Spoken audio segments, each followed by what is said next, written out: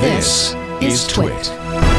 Joining us here on the show is Geoffrey Fowler of the Washington Post. Welcome back to the show, Geoffrey. Hey, thanks for having me. Yeah, it's good to have you on because we've got some very important stuff to talk about. Many of us, especially around Prime Day or Black Friday, will have at some point picked up a fun little kit where we open up a vial and we spit into a tube and we send it off, and then it tells us hopefully interesting things about our genetic makeup. For some of us, it just says, oh, no, you're very white. For others like myself, it says, oh, no, you're very white and also very black, because that's what I am. And for some, they are surprised to learn that they have a nephew or a mother or a father they didn't know was there. Whatever the case, 23andMe has been, I think, a hit among the curious.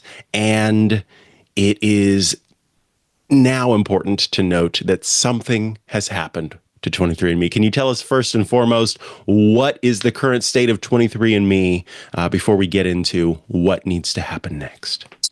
23andMe, the once great champion of the future of unlocking the secrets of our DNA, is now bankrupt. Late Sunday night, it announced that it had filed for bankruptcy protection in court, and they are now in the process of figuring out how to sell it to somebody or chop it up into a bunch of little parts and sell those to somebody, which I think for everybody like you and me who drooled into that little vial however many years ago, it means that our data is now up for grabs. Not just any old data. It's not just like, I don't know, the contents of your email or what you browse. This is the keys to your body that you can never change. So you probably want to go ahead and delete that data as soon as you can. Yeah, so let's talk about that because the company had seen some different changes over time, and I can remember when newer features were added, when newer permissions were added, when the company started working with, I think it was like Lemonade Health. All of these things had led to different privacy advocates having different concerns about the company. We saw some issues with the board for the company and then the CEO for the company. Can you, before, again, because we'll definitely get to the data part of it, do you have any sort of overview of kind of how things have changed at 23andMe over time as it's become now this company that's filed for bankruptcy protection? It's kind of like, I think, again, for a lot of people, you send it off, you got your stuff. Maybe you occasionally checked in to go, oh, here's a new little test that it does, and it tells me I'm more prone to celiac disease or whatever, and then you kind of forget about it again. But the company was keeping on until it wasn't. What happened? I think you just now honed in on the core problem. At one point they convinced 15 million people to send them about $100 to drool into a tube and send it to them. But after that, we didn't really have to send them any more money. They did have some subscription things where you could unlock extra things, but most people didn't. And so 23andMe really struggled to figure out, okay, how are they going to get revenue in this sort of ongoing way so they can do all the things that they want to do? They tried a lot of things over the years. I think the first and original big idea was they were going to use all that DNA that they had collected to try to research drugs. And they made a partnership with GSK, a big drug company. But you know what? It didn't really pan out, which is to say, not that doesn't mean that like there isn't a future in developing drugs that are personalized or based around genetics, but they couldn't make it work as a business.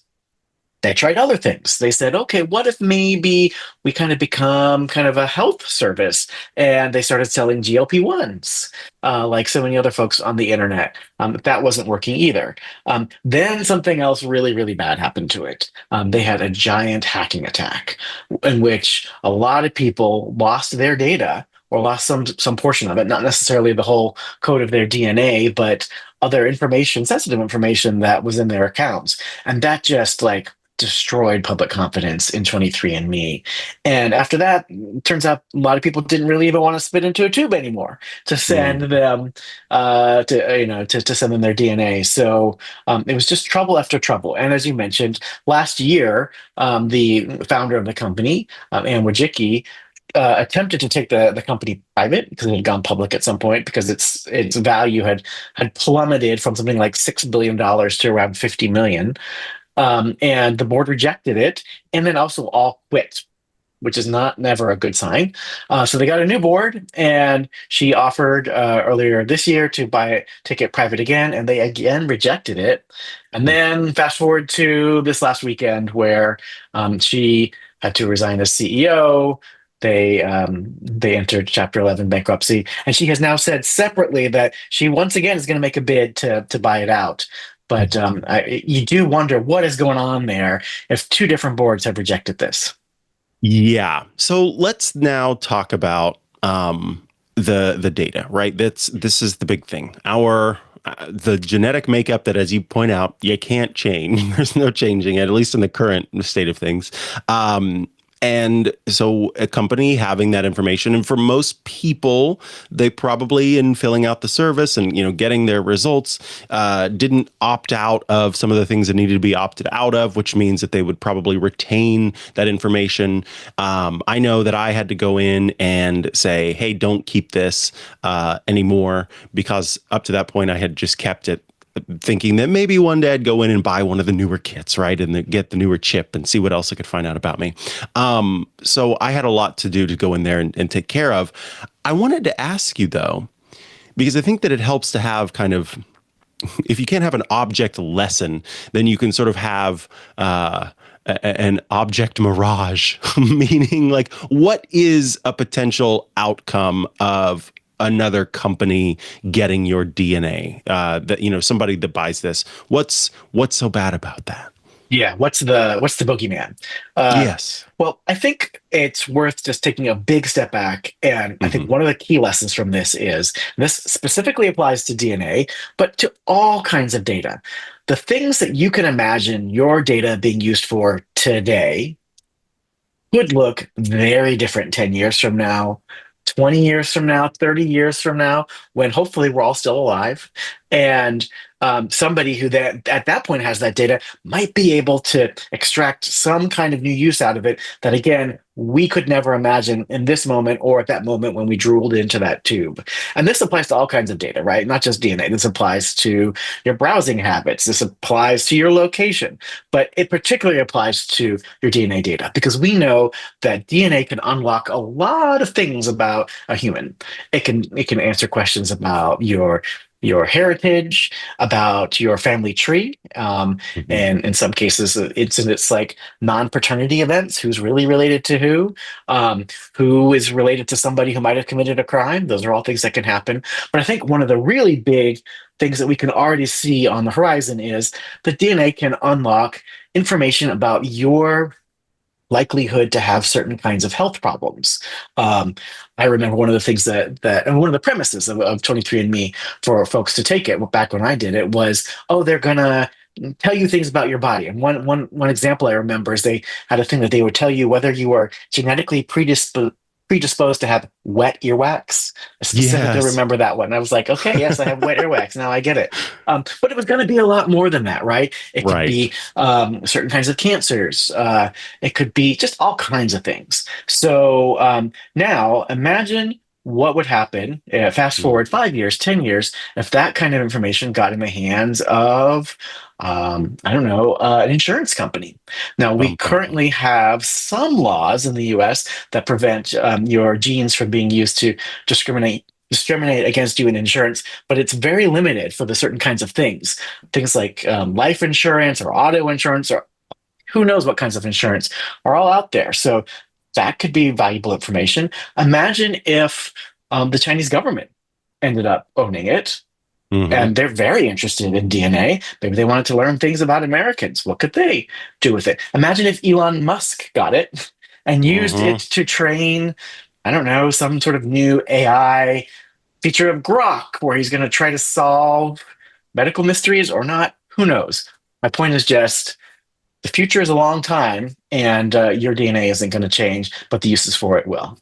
Yeah, absolutely. Yeah, I just was thinking you more predisposed, say, to have age-related macular degeneration, and so they hike your car insurance over time, given that people with, eyesight that changes, the statistics show that they're more likely to get into an accident. I mean, yeah, that's just one example of how that could be used. And I like what you're saying there. The future, that's a long time. Like, it keeps going. That's the whole point. And your stuff is staying the same, but now it's out there and it's with these people. So it's possible, yes, to go in and delete our data. Of course, we'll point folks to your article about it. But can you tell us, is the process difficult? Has 23andMe made it easy to remove your data? Are there any gotchas people should be worried about? I'll tell you all of the answer to this is good news. It is easy. It took me about a minute to do. Now, so many people this week have been deleting their data from 23andMe that the site has been crashing a lot. If that happens to you, don't give up. Just go back a little bit later. You can still do it. Another thing folks should know, I've gotten this question a lot. There's several elements to it. There's like delete your account, delete your data. There's also destroy the sample, the drool that you sent them that they've been holding on to. Also remove you from research projects. The good news is once you do that initial like delete my account level, it will automatically do the other things as well. They will also destroy your drool sample and remove you from those scientific studies. And they sort of make it confusing, but they say that in a follow-up email that they send you. The other bit of good news here that I think we should talk about is the reason why you can do this is because we have a law in California that passed in 2018 called the California Consumer Privacy Protection Act. I think I got that sounds right. Yeah. CCPA, yes, I got all my letters right there. And since that time, about 20 states have actually copied that law.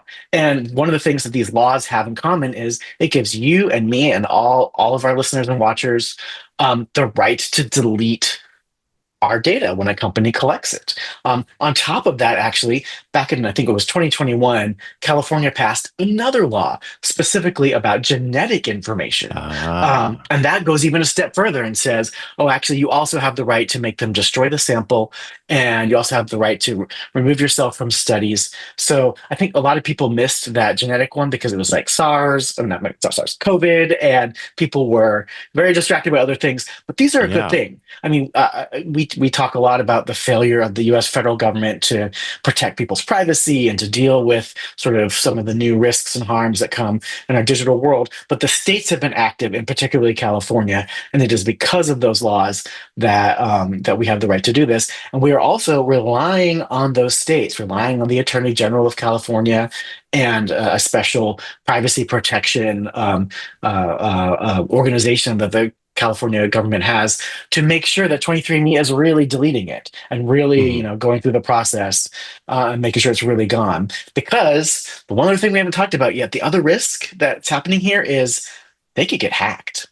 They already have gotten hacked before. And, companies that are bankrupt maybe don't have necessarily all the best cybersecurity resources out there. And they also have already lost their reputation and so much, like, what do we care? So you really want to get rid of that data now. Absolutely. In case that hasn't been clear yet. Yeah. If you didn't believe it before, believe it now. Geoffrey Fowler, I want to thank you so much for taking the time to join us today. It really means a lot, getting your voice on here. Of course, folks could and should head over to the Washington Post to read this piece. But if they want to stay up to date with what you're doing, is there anywhere they should go to follow along with your work? Yeah, these days I'm doing a lot on Blue Sky, over on Threads, both at Geoffrey Fowler, and doing a lot more on Instagram these days too.